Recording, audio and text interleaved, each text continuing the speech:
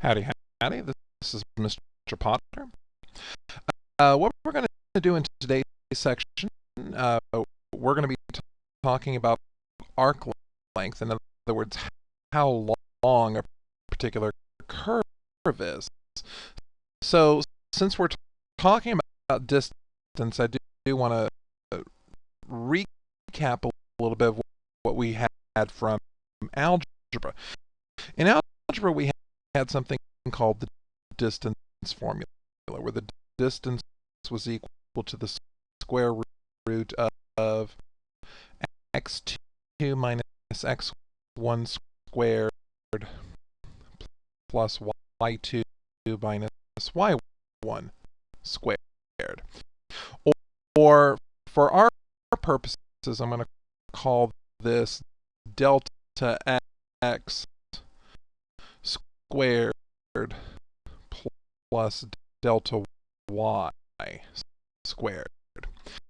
And so the example that we're going to talk about here is we're going to talk about our function y equals cosine of x, and I'm going to talk about it in the first quadrant from 0 to pi over 2. But I want to find the length of the curve. And as we often do, I want to start by talking about an approximation and then find a way to refine that approximation using the fundamental theorem of calculus that we've talked about to make this a calculus problem that we can solve. So I know that the curve of y equals cosine x starts at 1 when x is 0 and goes to 0 when x is at pi over 2. And one of the things that I could do to approximate that is I could take a straight line approximation. In other words, just treat this as if it were a line segment. And I could find the length of my line segment. And I can tell by looking at my curve that this length is going to be an under approximation because there's more curves and dips and dives and twists and turns than there is for this blue line that I've drawn. But if I was to take this and kind of figure out the distance halfway, in other words, take this distance from here to halfway and then from here to halfway, then what I'd really be doing is saying that my distance is equal to this delta x1 squared plus delta y1 squared, and add it to this delta x2 squared plus delta y2 squared. And this new approximation using this midpoint idea or cutting it into two domains is going to be a lot more accurate than my first line, that straight line that just went between the endpoints. But it's still not going to be as accurate. But if I continue this idea, if I was to say divide each of these domains into different endpoints, I could find the length of this segment, this segment, this segment, and this segment. And these yellow segments that I've drawn are going to be more accurate. And what I actually end up with is I end up doing a summation of different distance formulas. This delta x sub I squared and this delta y sub I squared. And so what I'm really doing is I'm adding up all of these little line segments. And the more line segments that I have, the more accurate my answer is, which of course begs the question, what happens if I treat this as an infinite sum? In other words, I look at the limit as x goes to infinity, where x is the number of iterations that I've got here.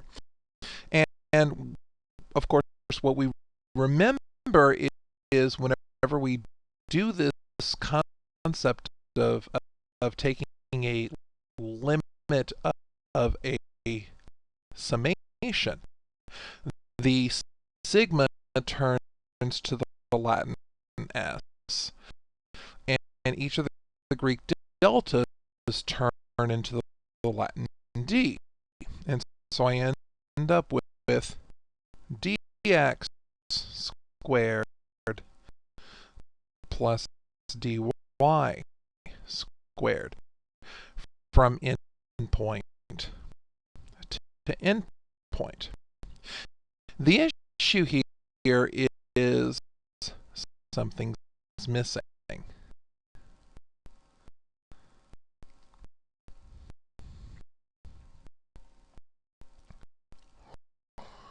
And of course, remember that what I really want is I want an integral of some function dx. And I don't see this dx here. I don't see it at the end of an integral, acting kind of as the right parentheses. I'm expecting the differential to do. What I do instead is I see dx incorporated here and dy. So I'm really dealing with these differentials, and it's kind of difficult to look at that. I mean, what I ultimately want is I really want a dx to be here and some function to take this place. The question is, how can I algebraically manipulate this to make it look that way? And I know that if I was to factor out a dx squared out of this, well, dx squared factored out completely would leave a 1. And if I was to factor a dx squared out of this, I would have dy squared over dx squared. But this is really y prime that's being squared. So I could say that my arc length is equal to the integral from a to b of 1 plus y prime squared dx. And so for our purposes, if y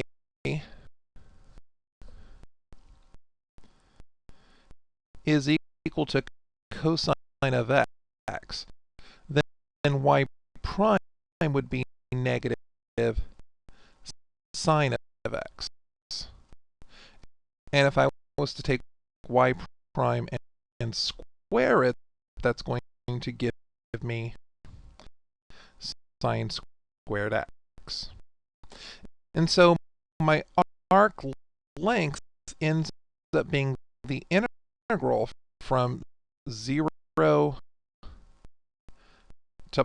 pi over 2 of the square root of 1 plus y prime squared sine squared x dx. And this is really one of the first points that I want to bring up about these types of problems. One of the things that we're going to notice is that f of x is easy to work with, but this integral of 1 plus y prime squared is tough. As it is in this case, I'm starting with a very simple function, and I end up with a rather complex integral, an integral that we really can't evaluate using our techniques that we've talked about, using the techniques of u substitution or integration by parts. It's not very easy to do this. Or what we'll see is that f is a very involved, a very difficult function to deal with,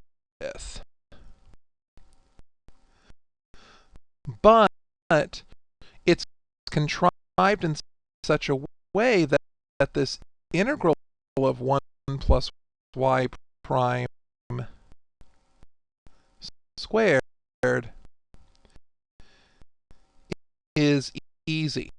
And of course, I use easy with a grain of salt. Easy meaning that we can find the antiderivative using one of our techniques. Here I can't. So what I have to do is I have to fall back on using my calculator, using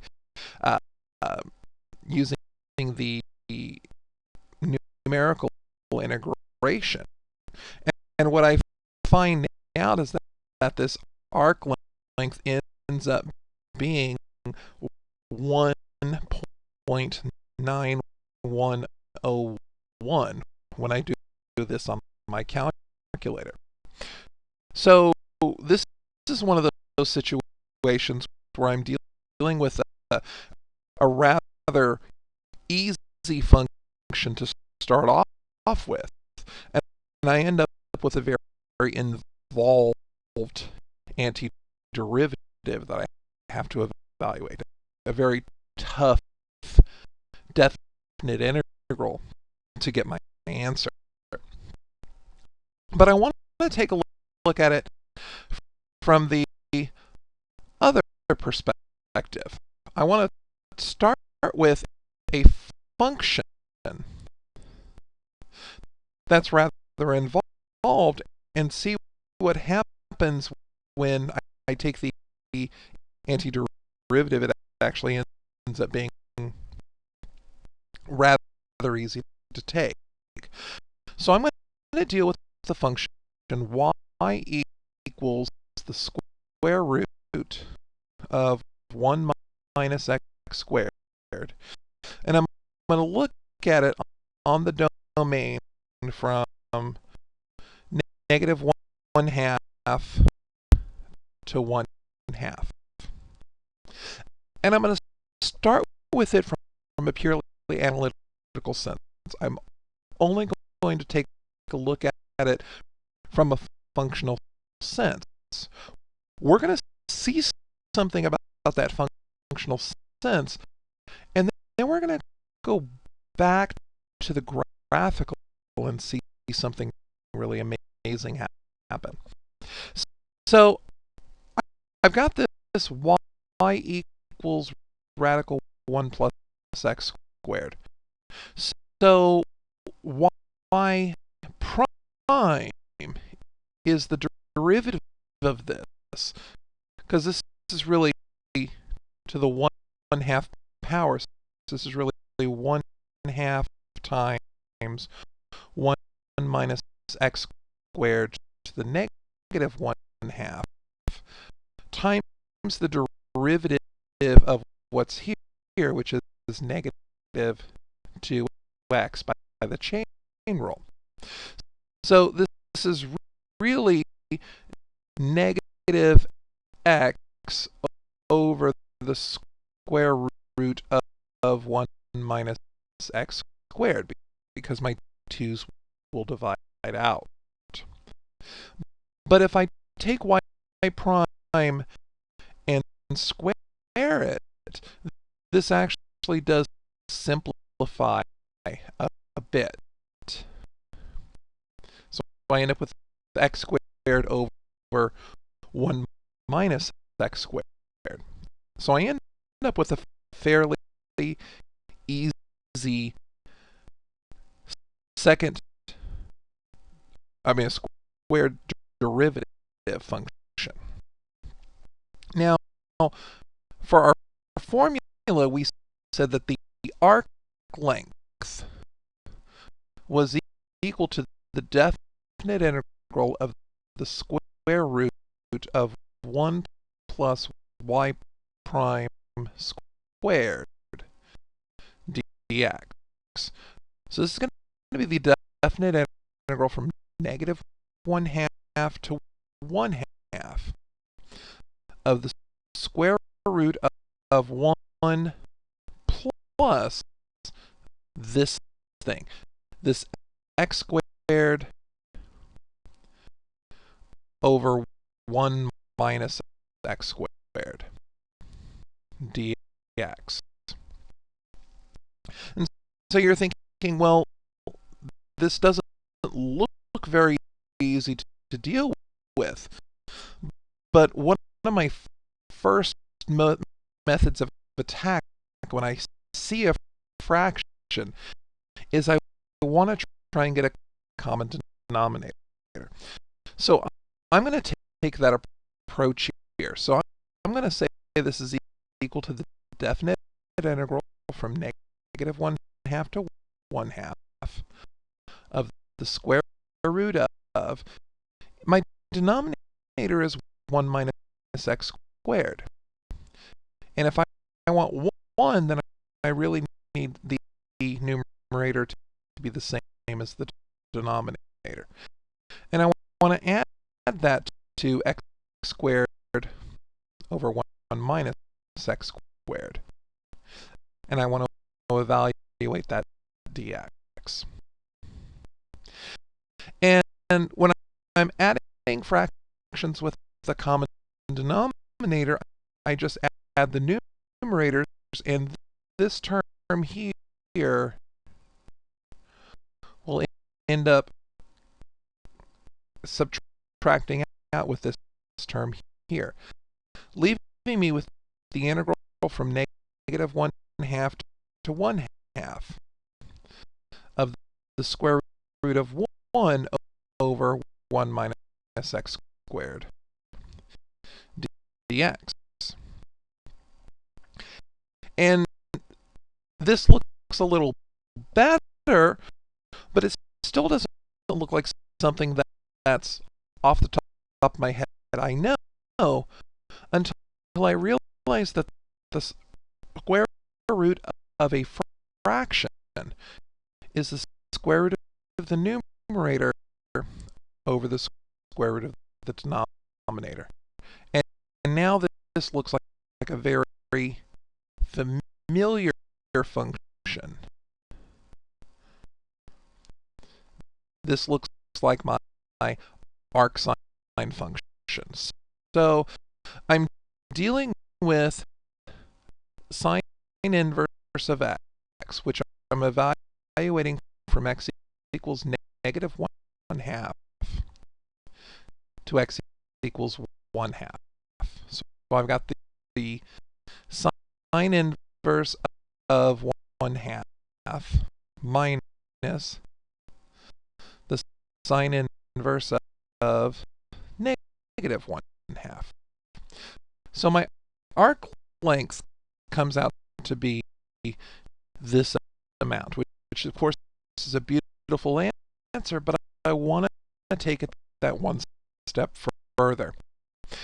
I know that sine is equal to 1/2 when my theta is at pi over 6, and sine is negative 1/2 when my theta is negative pi over 6. And I get the answer pi over 3. So this is my arc length,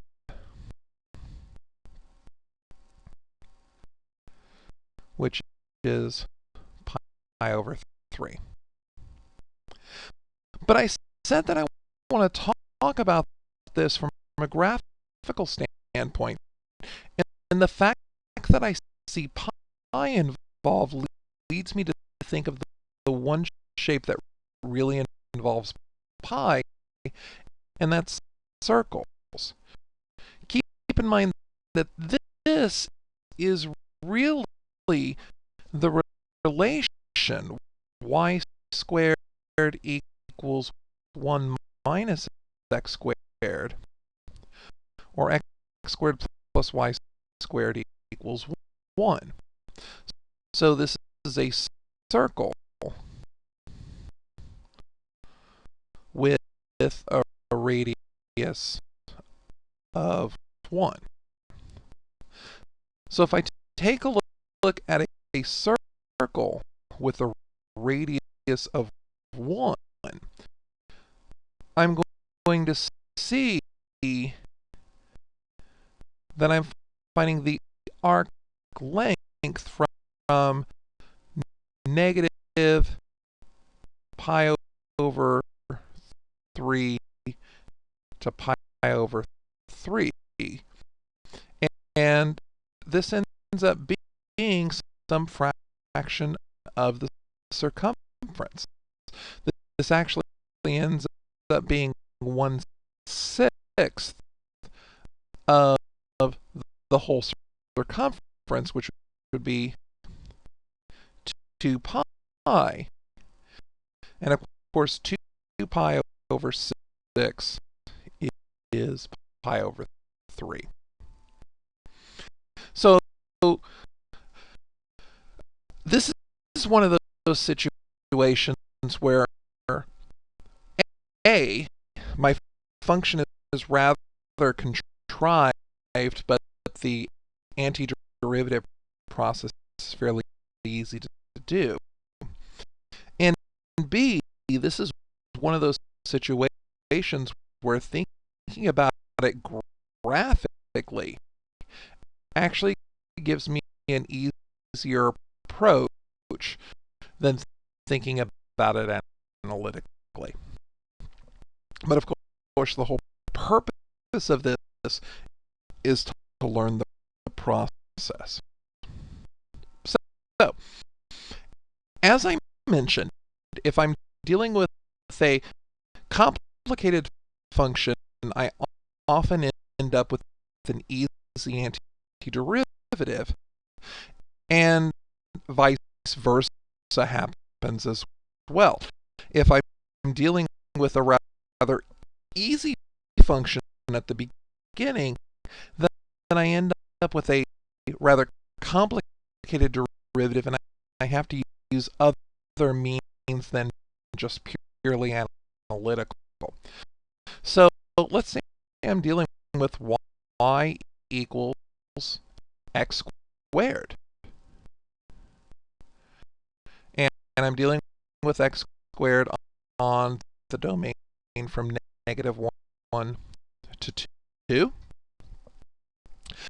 And I know that my arc length function is equal to the integral from a to b of 1 plus y prime squared dx.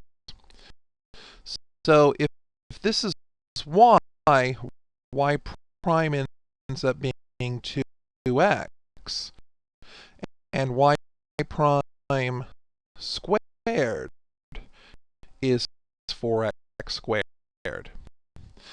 And so this problem ends up being the integral from negative 1 to 2 of radical 1 plus 4x squared dx.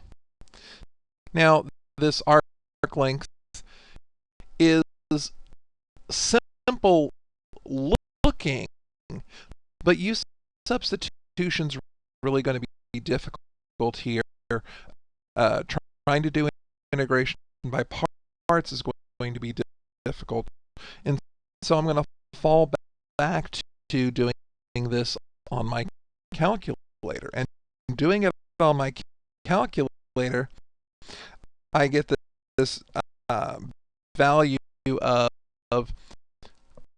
6.12573. So, I mean, there's not a real easy way to approach this. I end up with this situation where I've got this easy function. I mean, this is just my parabola. I'm wanting to know how long my parabola is from negative 1 to 2.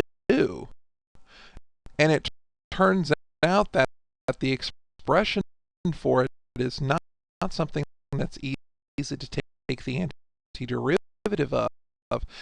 And we have to fall back to these numerical methods that we've talked about.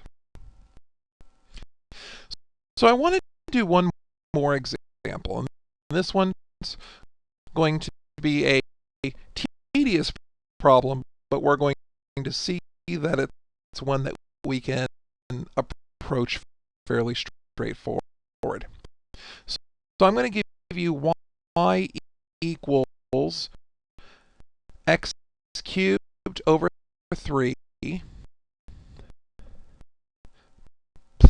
plus 1 over 4x on the domain from 1 to 3. And looking at this, you're saying, well, that's an awfully contrived function. So there must be a fairly easy antiderivative involved. And it is easy, although the process of solving the antiderivative can get a bit tedious. Recall that our formula for arc length is the definite integral from a to b of square root of 1 plus y prime squared dx. So I need to evaluate y prime. Now over here, this is a simple power rule, and I get x squared. Over here, this is really 4 1/4 x to the negative 1. So this becomes 1/4 x to the negative 2. And when I go about squaring this, I actually end up with a binomial. So I'm going to have x to the 4th minus, and this times this gives me 1/2 x to the 0 plus 1/16 x to the negative 4. And I'm seeing that, yeah, this looked contrived, and it's not getting simpler. In fact, it's getting more involved. It's getting more complex. So my arc length is the integral from 1 to 3 of the square root of 1 plus y prime squared. This x to the 4th minus 1/2 x to the 0, which is 1/2, plus 1/16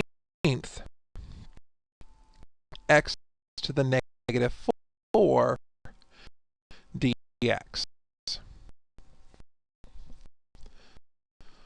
So I'm looking at this, and the only thing that I can see that I can even approach here is that this and this are like terms. I can combine those. So this becomes the integral from 1 to 3 of the square root of x to the 4th plus 1/2, because positive 1 and negative 1/2, plus 1/16 x to the negative 4 dx. And at this point, nothing obvious is coming to me, except this looks an awful lot like what I had over here. As a matter of fact, the only difference that I really see is that this is a plus instead of a minus. And so I wonder, because this is a perfect square trinomial, perhaps with a plus sign in here, it's also a perfect square trinomial. So I try and think about it. If I wanted to get a positive 1/2 here, I really would have needed a positive 1/4. So let's test. If I take x squared plus 1/4 x to the negative 2 and square it, will that work? So I know that x squared times x squared is x to the 4th. When I multiply 1/4 times this and 1/4 times this, I get 1/2 x to the negative 2 plus 2 is 0, which looks good. And then I've got 1/4 times 1/4, which is 1/16 x to the negative 4. And this does check out. So this ends up being the integral from 1 to 3 of the square root of a binomial squared. My binomial being x squared plus 1/4 x to the negative 2. And of course, one of our properties of algebra is that if I take squares and square roots, I end up with the absolute value. But I'm dealing on a positive domain. And so it ends up being just the integral from 1 to 3 of these polynomials.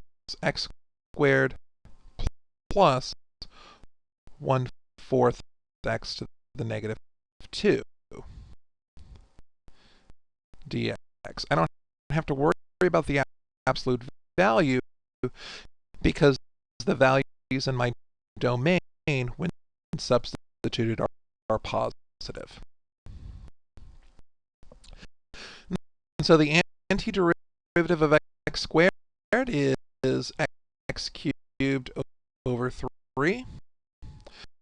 The antiderivative of this gives me minus 1/4 x to the negative 1, which I'm evaluating from x equals 1 to x equals 3, and substitution will give me the answer that I'm looking for, 27/3 minus 1/4 times 1/3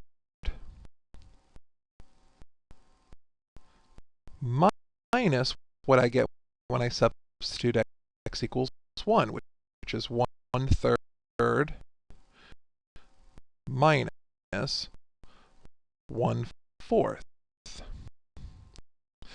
So this is 27/3, which is 9,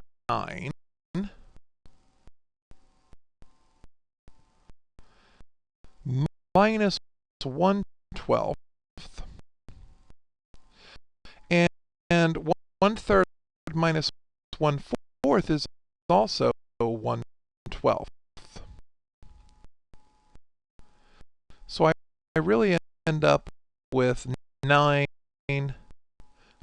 minus a 6, which would be equal to 8 5/6, or 48 plus 5, 53/6. Now, could I have done this on a calculator? Sure. And I should end up with 8.833 repeating. But I can do this analytically as well. It is tedious, and that happens, but again, I do notice that this pattern that when I end up with a contrived and intricate original function, that I end up with an answer that I can evaluate using analytic methods alone. The key here is this arc length formula, and this is what we really need to work with. The arc length is equal to the definite integral between the endpoints A and B of the square root of 1 plus my function's derivative squared dx. This is what we need to know, and this is what we're going to have to evaluate, either using our fundamental theorem of calculus or by using our calculator. So once again, this is Mr. Potter. Thank you for watching. Have a great day.